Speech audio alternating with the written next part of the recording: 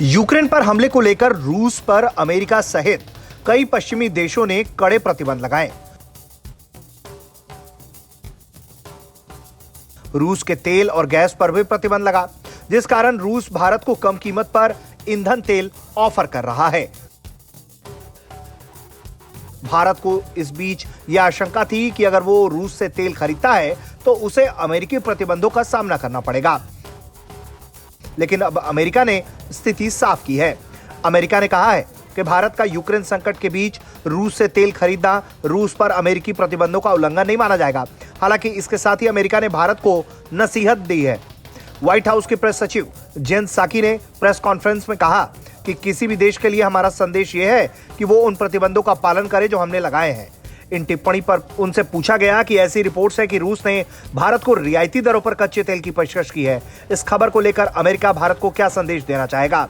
उन्होंने कहा कि मुझे नहीं लगता कि यह प्रतिबंधों का उल्लंघन हुआ, लेकिन ये भी सोचे कि जब इस दौर को लेकर इतिहास की किताबें लिखी जाएंगी तो आप कहां खड़े होना चाहते हैं। रूसी नेतृत्व का समर्थन एक आक्रमण का समर्थन है, एक ऐसा आक्रमण जो स्पष्ट रूप से विनाशकारी साबित हो रहा है। भारत ने यूक्रेन पर रूस के आक्रमण का समर्थन नहीं किया।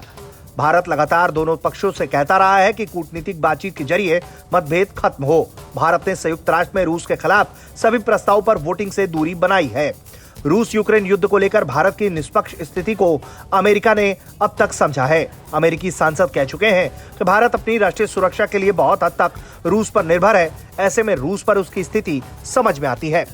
वहीं अमेरिकी सांसद डॉक्टर एमी बेरा ने इस हालात को लेकर अपनी चिंता व्यक्त की है और निराशा जाहिर की है। उनका कहना है कि अगर ये रिपोर्ट सही है और भारत रियायती मूल्य पर रूसी तेल खरीदने का ये निर्णय लेता है तो ये साफ होगा कि भारत ने इतिहास के एक महत्वपूर्ण दौर में व्लादिमीर पुतिन के साथ रहना पसंद किया, जब दुनिया भर के देश यूक्रेनी लोगों के समर्थन में और रूसी आक्रमण के खिलाफ एकजुट हैं। हालांकि सबसे दिलचस्प बात यह है कि अमेरिका और अमेरिका के सांसद दुनिया के तमाम देशों को ज्ञान दे रहे हैं, भारत को नसीहत दे रहे हैं, लेकिन वो अपने करीबी मित्र देश यानी कि यूरोप को ये नहीं कह पा रहे हैं कि वो रशिया से तत्काल गैस लेना बंद कर दे। ब्यूरो रिपोर्ट, भारत तक।